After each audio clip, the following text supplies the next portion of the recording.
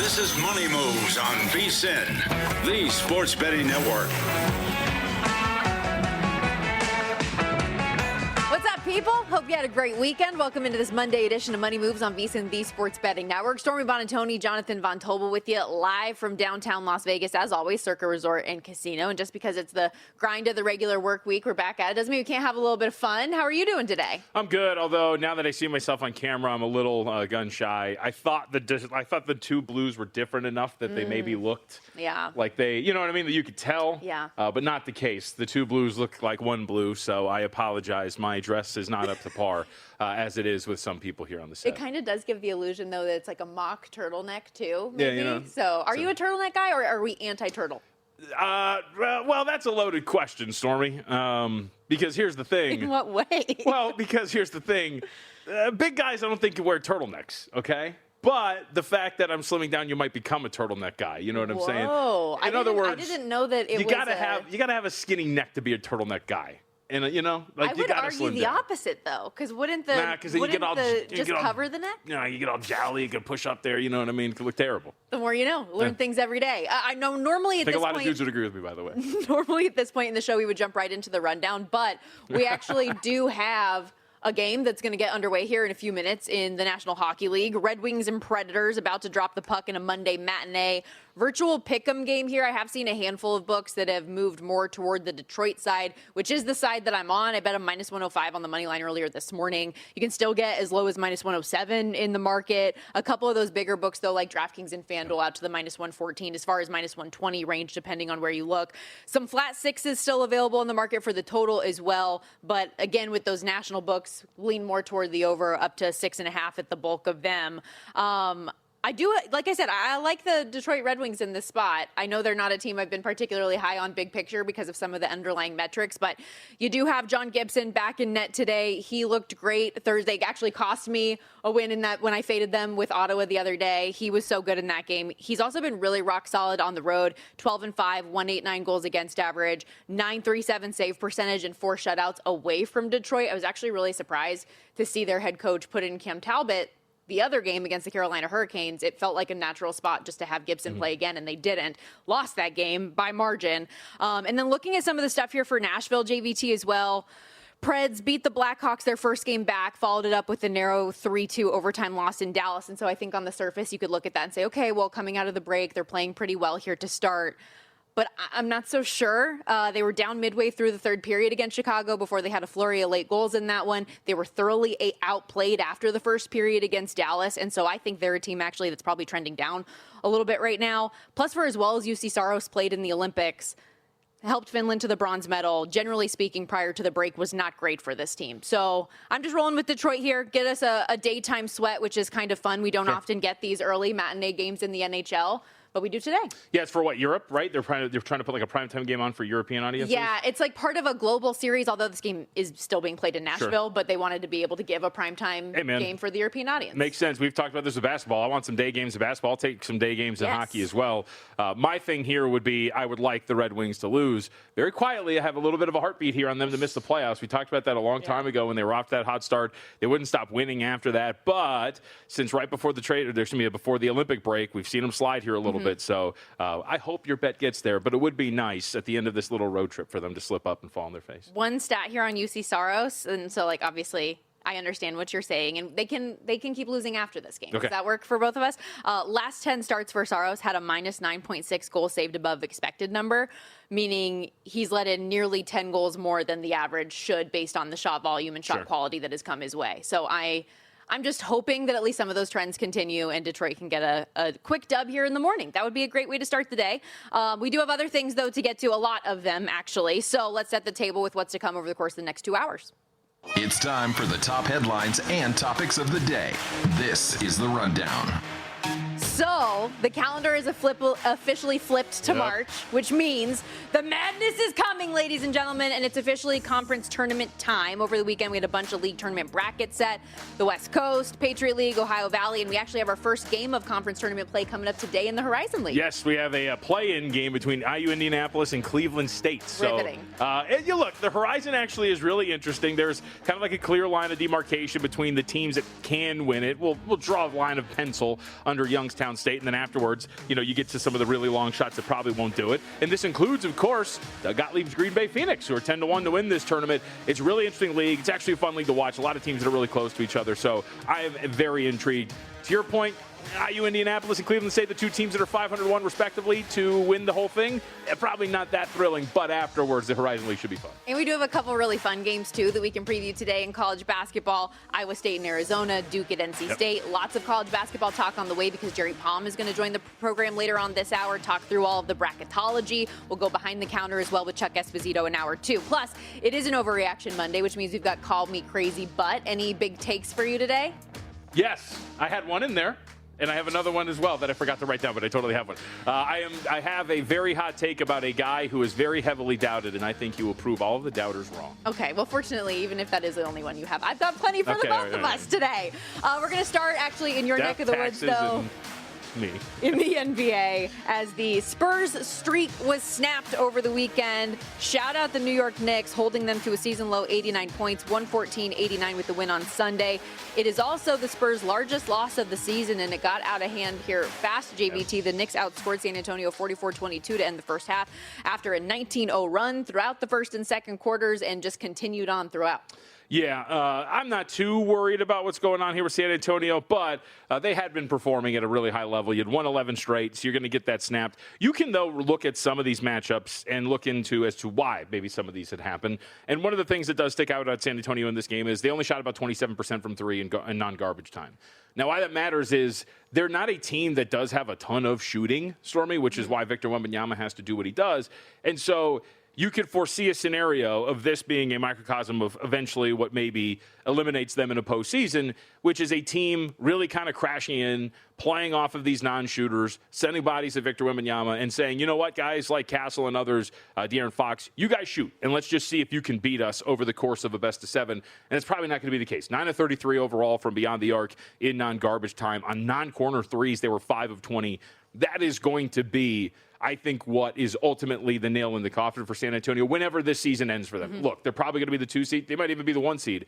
But that is a very clear and obvious weakness that I thought New York did a great job of exploiting. And, of course, other teams are going to try to do once you get to the postseason. Did this feel to an extent like a necessary statement win for the Knicks after a couple of those performances that had them, like, what was that against the Cavaliers and against the Pistons, teams that you feel like you need to beat in the Eastern Conference to get a win like this over a Western Conference top-tier opponent? Was this important? Yeah, I mean, I think that feels somewhat right. I mean, when you look at what this team has been, they've been all over the place. And so to kind of just get back on track with where you were at, I think that makes you feel a little bit better. You also, it's actually the antithesis for San Antonio with Oklahoma City. You've had your own successes against San Antonio throughout the season. So it's got to make you feel pretty good that one of the best teams in the Western Conference, at the very least, you've done really well against. And here's the thing, to your point, they've won 4 out of 5 games. They're feeling better about themselves, and they go into a really tough week. New York's next 3 games, they've got a back-to-back at Toronto, home versus Oklahoma City, and then with a day off, a 3rd game in 4 nights, they'll be at Denver to play the Denver Nuggets before they go on a West Coast trip. So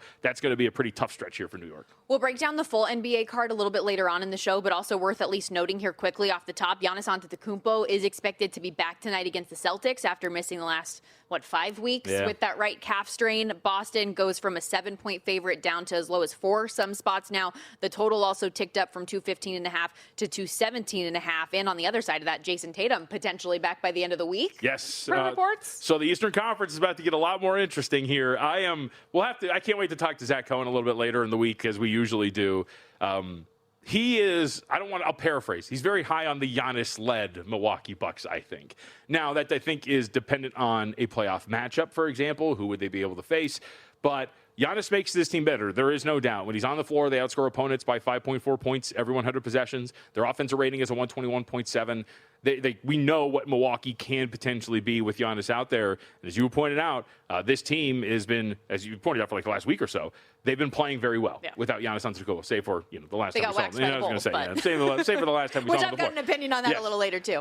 So don't worry about that. But I do think that bigger picture, this team is starting to find its groove. These guards are kind of starting to feel it. And let's just point out too, the most used lineup with Giannis Antetokounmpo on the floor has a plus 13.6 net rating. So in any playoff series, any set, that's going to be something that is going to be dangerous. Here's what we need to look at, though, and this is what matters. The Charlotte Hornets have built a 3-game lead over the Milwaukee Bucks for that final play-in spot. They've got to keep winning. Yeah. because now all of a sudden you've got a team behind you who's got its best player back on the floor. This is going to be a real race for Charlotte that they need to keep up here down the stretch. 3 games could be a bad 2 weeks, and all of a sudden you're looking at, oh my God, we're in a tie here with Milwaukee. What is this stretch now for them, though? Is it like 13 of 16? I think it's 13 to 16 or 13. I was going to say 13 to 15. I'll have to go back and double check, but yeah, it's somewhere in that range. Just insanity what they've been able to put together. But now you got to hold on, buddy. Forget that one. The record with their starting 5 intact, as we have talked about, which is LaMelo Ball, Con Knippel, Miles Bridges, Brandon Miller, Moussa Diabate. I believe they are 18-2 when they start those 5. So they're very, very good. But this is going to be a race now that is absolutely incredible to watch, and what that means. Because by the way, the other thing that's at stake here, it was a very big price at one point. Mitch Moss has it. I think a couple others have it.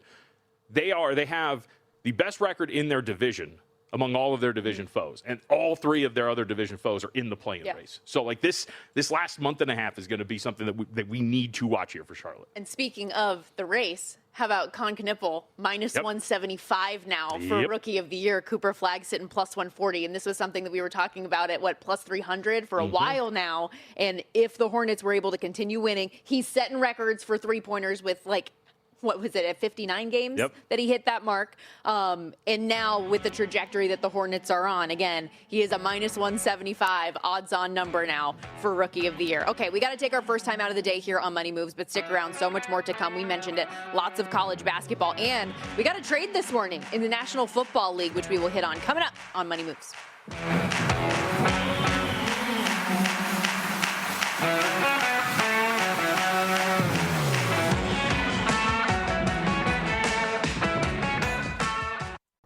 So you're listening to this podcast because you want an edge. But what if I told you you're only halfway there? You've got the mindset. Now it's time to get the toolkit to match. Here's the thing. Pro bettors spend thousands on data and tools. But what they don't want you to know is that you can get the same edge for a fraction of the cost with VSiN Pro. VSiN Pro gives you access to expert picks, public betting data, prop projections, powerful tools, analytics, and more. Just tap the link in the description and see why thousands of bettors are already using VSiN Pro to cash more bets.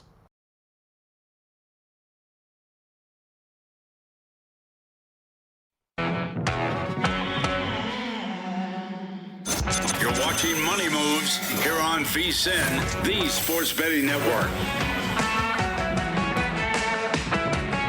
This segment of Money Moves sponsored by Upside, where you can turn your gas purchases into real cash back when you download the free Upside app today. Download Upside now. Use promo code SPORTS. That'll also get you 25 cents back per gallon on your first fill up. Rolling along here, Stormy Buonantony, Jonathan Von Tobel with you. Got some news in the NFL this morning. Ironically, very soon after David Montgomery was tweeting about how he didn't want out of Detroit, he ultimately gets traded and gets out to the Houston Texans. Detroit will get a 4th-round pick, offensive lineman Juice Scruggs, and a 7th-rounder in the trade. But I'm curious your opinion on this, because a move to me that at least on paper makes a bunch of sense. How would you evaluate it? I think it's dumb.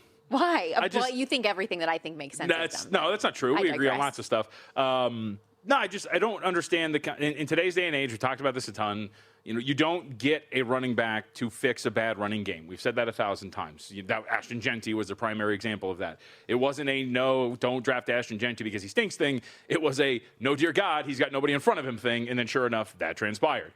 And it's the same thing here. When you watch the play of the Houston Texans, first and foremost, goal Detroit Red Wings, by the way, good for you. Let's go. Good start.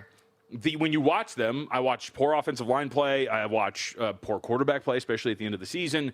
And so I don't know what Montgomery does for you there. And then it's the shipping off of the assets. It's the 5th-round pick. It's an offensive lineman. It's a 7th-round pick. Ian Rappaport, in his original tweet, I think he was carrying some water a little bit for the Houston Texans, because he said, that's about like 5th-round value or something like that, equating the package going back for Montgomery, to which a lot of people pointed out, I was like, probably not there, Ian. I think you're probably just copying and pasting what you're told. Either way, I'm just not a fan of shipping off assets to go and get a running back when we know how you can fill that hole, and you can do it in the draft. So you're thinking more of it from like a concept piece more than I mean, I think the Texans are getting a good running back. Oh, yeah, like Montgomery's a good running back. Yeah. Especially given everything that's happened with Joe Mixon, who had such a great start his first year in Houston, 1,000 yards, 11 touchdowns. You get the feeling that he's going to be rejuvenated, and then he gets hurt, misses all of last season with the foot, and they have to do kind of this. You find what you have more in Woody Marks and all of that, but I think to bring in a David Montgomery where you do have a true 1-2 punch and a guy who was an RB1 until he wasn't. And from the Detroit side of things, Jahmyr Gibbs is this budding superstar in the league. He was the clear RB1 that didn't have as much of a workload as he probably deserved in that, and he's about to get paid. So you have to move off of him and you get assets back. I think big picture on both sides, you're getting what you want. Yes, and so to put some numbers behind it, because again, this conversation is never about the player. It's always about the situation the player is going to be in and everything in between. Last year, the Houston Texans, adjusted line yards per carry. So again, kind of isolating what the offensive line is worth. 4.07, that was 24th in the National Football League. Power success rate, short yardage situations, 2 yards or fewer when you get to the goal line. 3rd and 4th down, 2 or fewer yards, 31st in the NFL. The amount of rate, the rate of runs that were stuffed behind the line of scrimmage for the Houston Texans last year, they were 27th.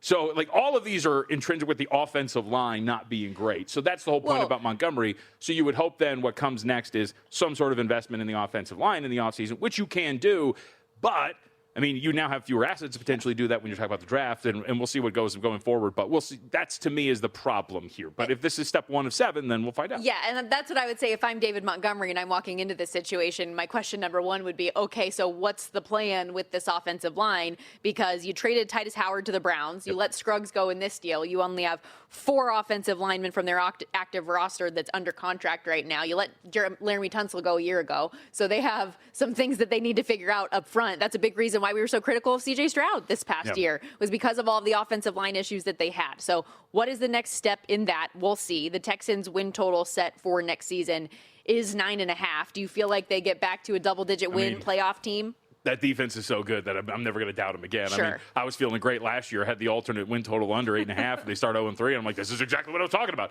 And then their defense grabbed them by the scruff of the neck and took them into the postseason. So, look, the defense is always going to put them in position. We'll see what they do with this offseason. And, frankly, you still have to figure out. C.J. Stroud probably regressed in part because of an offensive line in front of him. His decision-making also was not great, and that was on center stage, obviously, in the final game and just down the stretch in general. So that, to me, is the other big question is, was that just a flash in the pan, the rookie year? And what we've seen over the last season and a half is the real C.J. Stroud, and if that regression is real, and if that is, then you're in a much tougher position. Okay, let's get into some college basketball coming up in about 10, 15 minutes. We're going to have Jerry Palm with us to talk through some bracketology, teams that are on the cusp of getting into the tournament, seeding at the top, all of that. And we had a big one go down this weekend with Ohio State upsetting number 8 Purdue, 82-74 the final. What a fall from grace. I know preseason expectations shouldn't matter anything, but considering the Boilermakers were the preseason number 1, for them to be in the situation that they are now, Ohio State, meanwhile, been eyeing an at-large cut line, and they got the statement win that they probably needed to be cemented into the field. Yeah, as long as they don't falter in the last couple games. Yeah, I was going to say, I'll be curious to see what that win does when we talk to Palm about that for Ohio State. I mean, it's got to be so valuable.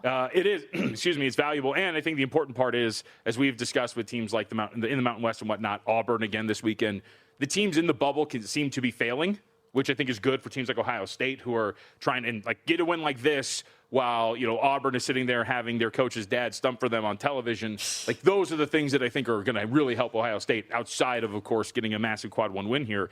But you mentioned it for Purdue, too. I mean, look, this team, if we thought this was going to be a powerhouse, and yet after that 17-1 start, we're looking at a team that is now 22-7. They're 12-6 in conference play. They've lost 3 out of 4. They've lost to pretty much all of the big boys, Illinois, Michigan State. Now you lose this game to Ohio State, and you do wonder what this is going to look like here for the Boilermakers. Every single one of their losses, there is a common thread. Their defense has been horrible. You talk about a defensive rating in the range of 120 in their losses, that is going to be a problem. And you could say, well, John, they lost the game, of course. But that doesn't, you should not be, there's different ways to lose games. Sometimes your offense is off, whatever it is. But the fact that this common thread has been some of these really good athletic teams have come in here and kind of beat them up and really done a good job on it. I mean, their last 3 losses, Stormy, defensive ratings of 130.5, 121.7, 133.4. That's abhorrent. Yeah, and back-to-back losses now, narrow one to Michigan State, but now a bubble team, 5-6, their last 11, will end the season at Northwestern and hosting Wisconsin, who we know has some marquee wins of their own. Auburn, by the way, you mentioned, a team that's been one game over 500 has never received legitimate discussion or inclusion into the NCAA tournament. I mean, look at the quad one victories. We talked about that with Palm last week. I mean, it's ridiculous that this would even be a conversation. Yeah. Lenardi still has them in, though. Well, I'm excited to see what Jerry's thoughts are on that because we will discuss it. Meanwhile, also, Iowa State falls to Texas Tech 82-73. Huge win for the Red Raiders, who are without JT Toppin. Great coaching job from Grant McCasland. And I know they've had some head-scratching losses throughout the course of the season, but find me somebody that's got better wins at the top. They beat Iowa State in hostile territory this weekend. They beat the 1 seed in Duke at the Garden, win at Arizona in overtime, and an impressive win against Houston at home. Like, the 4 best wins they have, put them up against anyone with what they've done. Meanwhile, Iowa State on the other side, how do they respond now? Because they've got a big one at Arizona today. They've dropped 2 of their last 3 games, also falling at BYU on February 21st. The Wildcats, after that stumble, have gotten back to form with 4 straight wins, 3 of which have come against top 25 opponents. So what do we get tonight? I don't know. I mean, I think that I think they're going to lose this game. The question obviously becomes, do they cover? And I think Arizona is capable of doing this. I kind of want to lay it. Yeah, right. Like Koa Pete's back. Pete was fantastic over the weekend. 12.7 rebounds, 5 assists, 4-9 shooting was immediately what they needed him to do. They've won 4 straight now, and they beat the crap out of Kansas. And again, you do wonder because over the last 4 games, while the fact they've won 4 straight, they've only covered 2 of those. But I just feel like they've got enough ball handlers to handle this pressure that Iowa State wants to put on them. They're a very good offensive rebounding team, and I think that's going to come into play here. Iowa State is a fine defensive rebounding team, but they're top 5, closer to 5 than they are number 1, so that's going to be something to look at in this matchup, especially at home. I think that Arizona's got the horses to get this done with Pete back. There is a small difference in the way these two teams shoot. Iowa State's a much better shooting team, but Arizona's pretty good along the perimeter and limiting opponents from beyond the arc. I think we'll talk more about it and call me crazy, but I think Arizona is in a good spot here to potentially get this done against Iowa State. Yeah, Eileen laying the points as well. This total has been bet up from 146.5 to 149.5. The other big game of the evening, Duke at NC State. The Blue Devils trying to hold on to that top overall seed, had a big 26-point win over number 11 Virginia on Saturday. They've been bet up slightly from 9 to 9.5-point favorites today on a 4-game cover streak, covering some big numbers in the process as well. NC State 3 weeks ago looked like they could be on a 5-6 seed line. Could Will Wade maybe get this team to the second weekend of the tournament? And now all of a sudden things are falling apart. They've dropped 4 of 5 games, the lone win in that time against a shorthanded North Carolina team. Yep, and their defense has been pretty poor too, and just some ugly losses. Their average margin of loss in those 5 games Stormy's talking about here, 19.25 points, so it's been pretty ugly in some of those. Got some overtime losses in there as well. Extended out a little further. They're 1-6 against the spread in their last 7 games too, and I just think that this is a matchup that is going to be a problem. Opponents are grabbing 36.4% of their missed shots against this NC State team, shooting 37.6% from beyond the arc. Guess what Duke can do? They can generate second chance opportunities. They can shoot the ball relatively well. This is a pretty poor matchup. And Duke, I mean, you don't want to call anybody anything proof, but Duke seems to be spot proof. Yeah. I know you're looking ahead potentially to North Carolina, but this is a team that in every single spot you would think, well, this team's going to let down. Nope, they have answered the bell every single time almost. Yeah, they seem to be peaking at the right time. Meanwhile, NC State 1-8 when your opponent is shooting 50% or better from the floor, and it's something that keeps happening defensively. You just can't trust them, like you said. And you know what you can trust? Upside. And with the free Upside app, you can earn real cash back right now. Every time you buy gas, just download the app from the App Store or Google Play Store. Check nearby offers. Start earning immediately. And if you use the promo code SPORTS right now, you get an extra 25 cents back per gallon on your first fill up. Drivers are earning $200 to $300 a year just from their normal gas purchases. See Upside.com for terms and conditions. More hoops talk with Jerry Palm coming up after this on Money Moves.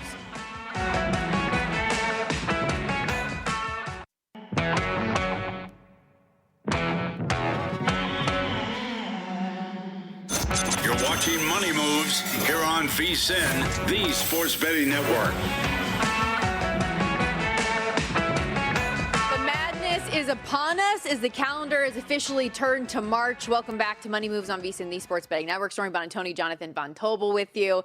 And naturally, we've got to be thinking forward, setting the stage for what's to come with the NCAA tournament. Helping us break it all down, Jerry Palm joins us here on the Progressive Guest Line, one of the marquee bracketologists, does this each and every year. You can find his updated projections at palmbrackets.com. And Jerry, let's start with this here quickly, especially coming off of the weekend where Ohio State upsets Purdue. How valuable of a win was that for the Buckeyes, who were trying to figure out if they could have a spot in the field, and conversely for a Purdue team that likely drops from their seeding. How do you see it? Well, I see it as a Purdue guy. So, yes, drop. They've been pretty miserable lately by their standards. Yeah. But it was a big win for Ohio State and one they desperately needed. I have had them on the outside of my bracket for weeks now. And just have the one thing that they were missing was that big quality win. They've played a pretty good schedule, it's top 20 schedule, but they're now 2-10 in quad one games, which is not a great record. But now Purdue, of course, is a pretty good win, especially at home. The other quad one game is Northwestern on the road. So, this is still a resume that could use some more of a boost. But all that's left on their schedule is Penn State and Indiana. Indiana would be a team they're competing with for a spot in the field, so that's always valuable. But I think, Ohio State's going to be still in some doubt until they, get into the conference tournament and have a chance maybe for some better wins. Jerry, over the weekend, one of the big talking points was Auburn, and this is the last time we talked to you. Auburn was a $4 favorite to make the NCAA tournament. Now they're a $2 favorite to miss it at this point. So what's the story here with Auburn? Are we officially putting a nail in the coffin outside of a run in the SEC tournament that would give them an automatic qualifying bid? Well, I don't know if they have to go that far. They played the second best schedule. In fact, I think 5 of the top 6 schedules in college basketball are in the SEC, and Kansas is number 1. But they're only 15-14. I mean, it's nice to play a great schedule. The committee's always going to be impressed with that, but you do have to win some of these games. And they're 5 games below 500 in the top 3 quadrants. And nobody's ever gotten a bid, I think, that was more than 2 games below in that group. So they've got some work to do. It's a team that clearly overscheduled. I mean, the league is good enough, but then you're playing Michigan and Arizona and Houston and Purdue outside the league, and St. John's as well, which they won that game. But they didn't really need to do that this year. Usually, last year they played a great schedule too, but they had the team for it. This year, they just don't, and it's hurt them, and it may keep them out of the NCAA tournament. Now, you get LSU at home, so you got to win that. You got to go to Alabama, and then see what happens in the conference tournament. But they've got to string some wins together because 15-14 just isn't a good enough record to get picked. Well, might as well follow up with this, considering a lot of this talk has been inflated by Bruce Pearl's comments over the weekend regarding Miami of Ohio, who's 29-0 right now, hasn't played a single quad 1 game, just 1 quad 2 game. They do have 2 upper middle class MAC opponents to close out the regular season against Toledo and Ohio. They can surely eliminate all of the drama if they just win out and win the tournament. But should they stumble and then should they lose in the tournament, how do you perceive this team big picture? Are they in your book? Oh, no, they have to win the league. They have to automatically qualify. Their strength of schedule is 346 this morning. That is bottom 20 in Division I. I've been doing this 30 years or so, and the worst non-conference schedule ranking to get an at-large bid was 229. I want to say thereabouts. So basically 115 spots higher than where Miami is right now. In fact, there probably weren't even 340 Division I teams back then. It was 1994. So, it's great that they're undefeated, and I don't want to diminish that accomplishment, but the Toledo game, the Ohio game that they have left in the regular season, those games don't mean anything. The games that matter are the games in the conference tournament, because if they don't win it, they're not going to make it. Jerry, let's go to the Big Ten again, because I think we got an interesting development over the weekend. Chad Baker-Mazara for USC, team's leading scorer, is reported and announced that he's no longer part of the team. How does the committee view changes like that? It seems like it's a pretty rare occurrence, but this is also a USC team that is directly on the bubble. What do you think the future holds for the Trojans? So typically when you have, and it's most often injuries, like, for example, J.T. Toppin with Texas Tech, and it was at Richie Saunders for BYU, late season knee injuries that have taken them out of action for the rest of the season. But the committee, when you have roster changes, is going to put a little more weight on how you play with the roster you're taking into the tournament. So you have a guy who misses 15 games in the middle of the season, whatever, but they're back healthy. They're going to put a little more weight on how you played with the roster you're taking into the tournament. But the operative word there is little. They're not going to throw away the rest of the season. They're not just going to pretend that the games with that other roster didn't happen. All of that stuff still counts. And you might not even notice the difference. But that's basically how they go about it. It's at least now there's some games that can be played, unlike, the first really notable occurrence of this, which was when Kenyon Martin got hurt playing for Cincinnati. He was the National Player of the Year, got hurt in the first game of the conference tournament in the first half, and then they lost that game. So they had basically 3/4 of a basketball game to see Cincinnati without Kenyon Martin. They were going to be the number 1 overall team. Most likely they were a 2 seed. Jared, can you talk us through some of these other bubble teams and if there are 1 or 2 that you really do trust ultimately to get into the field?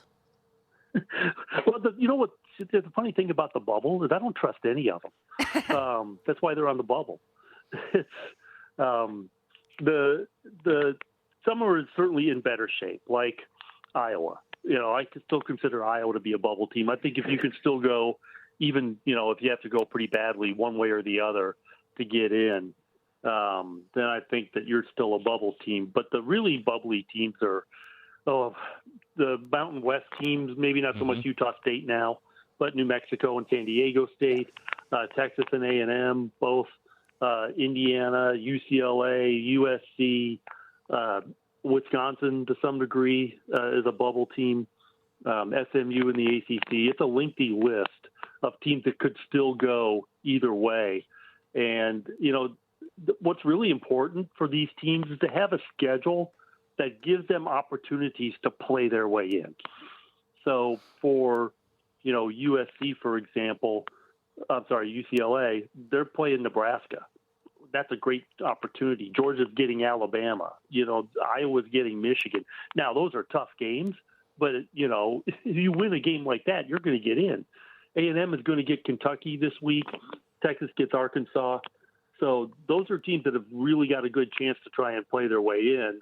Then, for some of these other teams, USC actually has Washington. Well, that doesn't really help them much. Now, maybe it'll be nice to have a game like that when you're playing without Baker Mazzara to get your legs under you or something, but you still have to win. So it's going to be interesting. There's not a lot of time left. I actually kind of have to narrow my bubble probably some because there isn't enough time left in the season now for the big dramatic moves up and down the bracket to take someone who's like a 7 seed now and fall completely out of the tournament. Jerry, our last 90 seconds with you. How much solid ground is Santa Clara on at this point? No, not at all. No, okay. That's another team pretty squarely on the bubble. Tournament. We don't know who they play for a couple of days after the tournament starts. The win over St. Mary's is kind of holding them up right now. That's their one quad one win. That's their one win over a team that's definitely going to the tournament. They've played some other good teams. Really, the Arizona State loss is the only one to a team that's not going anywhere, but they could really stand to pick up another win over St. Mary's or Gonzaga in this tournament. Of course, if they beat Gonzaga, they'll be the AQ. But if they could beat St. Mary's, that would be a big step toward an at-large bid if they need it, and they could still get one anyway. Jerry, great breakdown as always. We so appreciate the time. Thank you for this. Sure, anytime.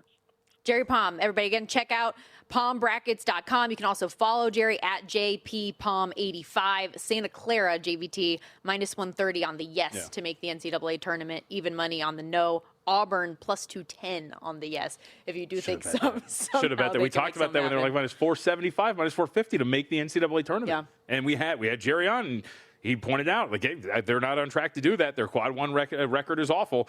And then sure enough, they continue to slide, and here they are. The price obviously completely flipped almost. They're nearly a $3 favorite to miss. Yeah, minus 280 on the no. Dropped 7 of the last 8 games. Still do have Like he said, LSU and Alabama on the horizon. See what they can do with it before the SEC tournament. But you lose by double digits to a bad Oklahoma team, at home to Mississippi. Like, there were some ugly losses on that thing as well. Okay, we got to step aside here. When we come back, our play ball previews continue. Today, diving in to the Cleveland Guardians as we go step by step through the MLB. We'll be right back.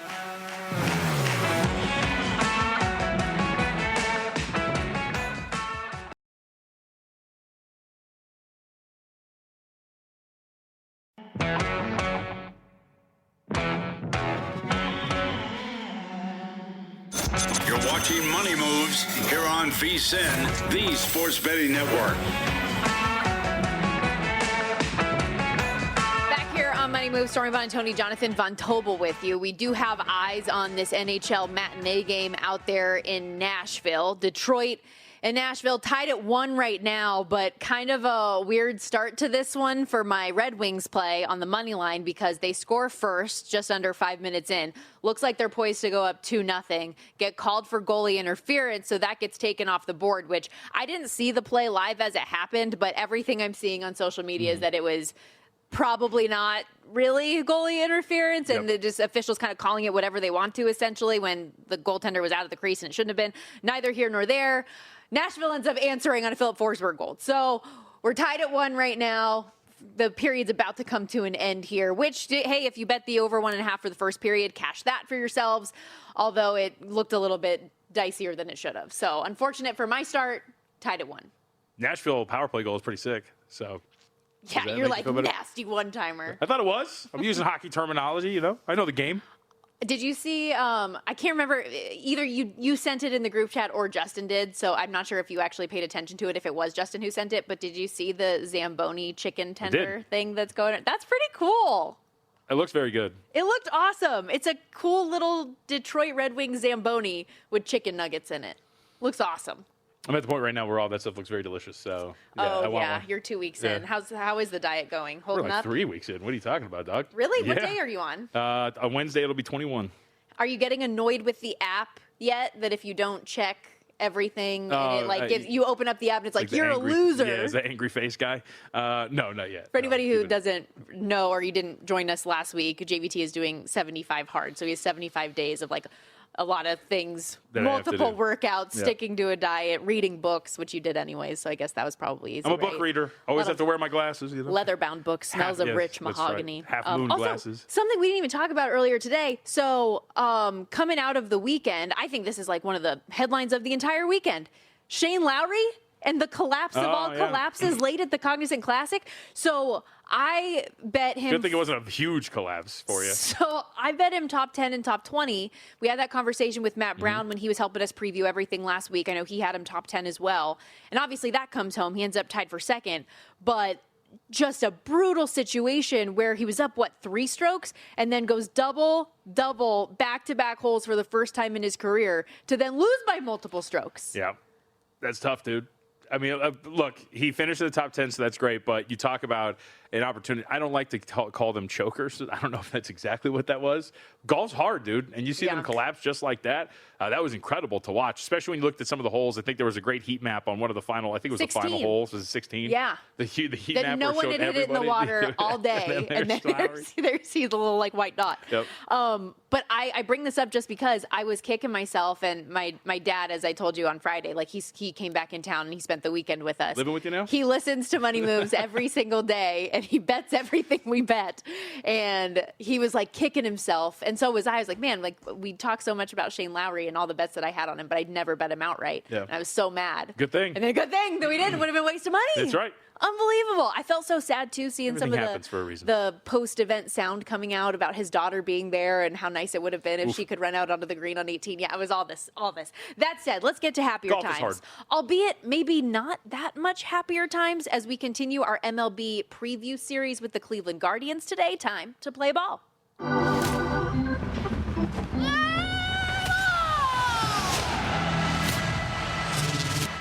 So it could be on to more positive things or negative, depending on your outlook for the Cleveland Guardians. So where would you like to start?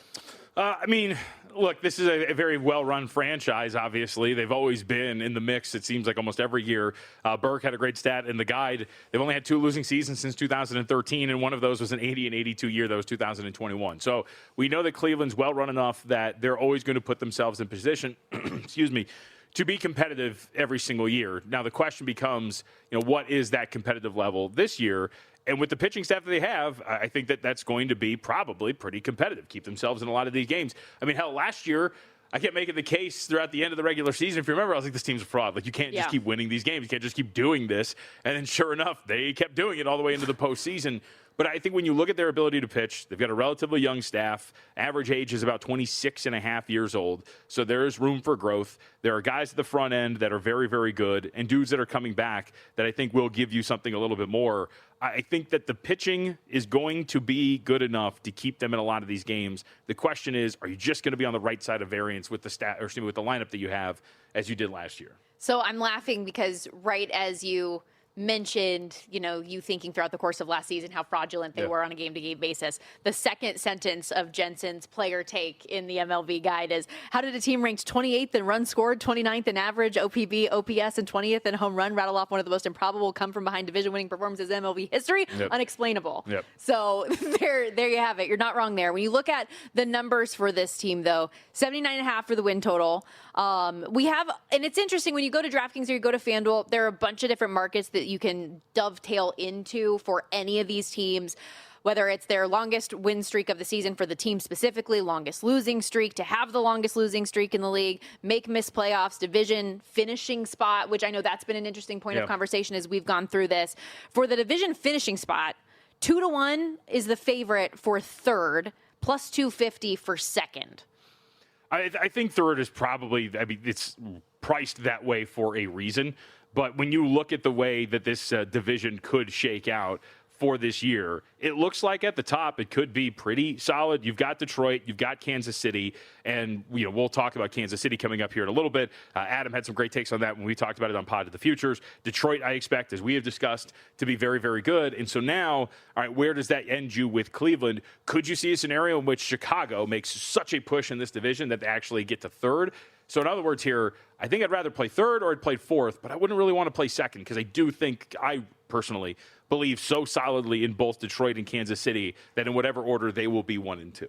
Is Adam mad at us, by the way? What's that? Because he hasn't been on with us the last couple weeks. He goes out of town. Now he's not going to be on with us tomorrow, which this would have been the greatest time to have him because he is a Cleveland guy. He's an Ohio guy. Very true. And yet we've got the MLB draft tomorrow, so he's ditching us for that.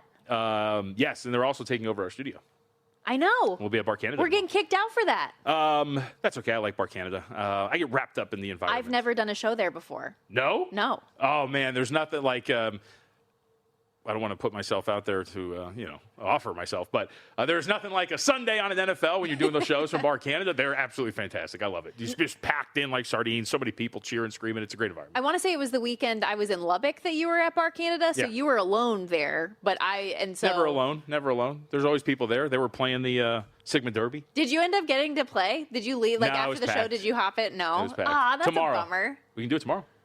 I think we should. Yeah, I got time to kill before I have to go to do local. So let's get some nostalgia in this. There it is. There's my spot. Look at that. I love that thing. I will say for our audience, once a year. Is that a live? That's live right now. Is that live right now? Oh, heck yeah. At 11:52 on a Monday. And it's packed at the Sigma Derby spot. I'll say to the audience right now, if you ever, you can hang out whenever if you would just want to swing by and say what's up, we can grab drinks. But if you ever want to hang out once a year on my birthday, I love going to waste money on Sigma Derby. It's absolutely fantastic. I'm about it. Anything more you want to hit here on the Guardians? Where things sit right now? No, I just think when you look at like this team overall, I think under the win total seems to be the safest bet. I mean, it's one of those Breaking Bad meme, like you can't keep getting away with this sort of deals, and you just wonder, as Jensen put it in the guide too.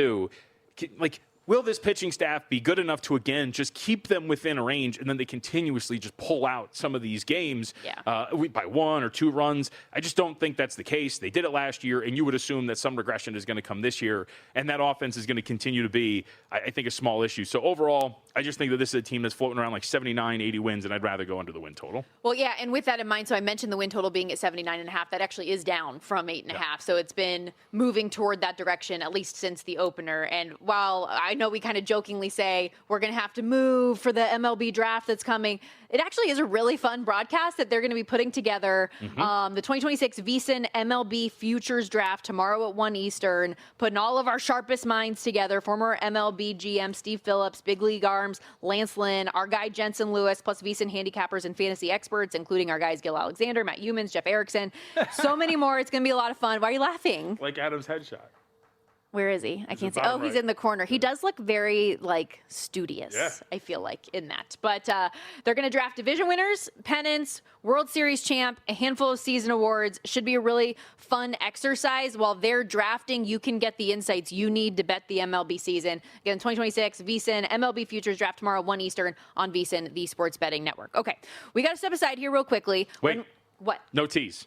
Why? You were entered into a fantasy baseball league. Yes.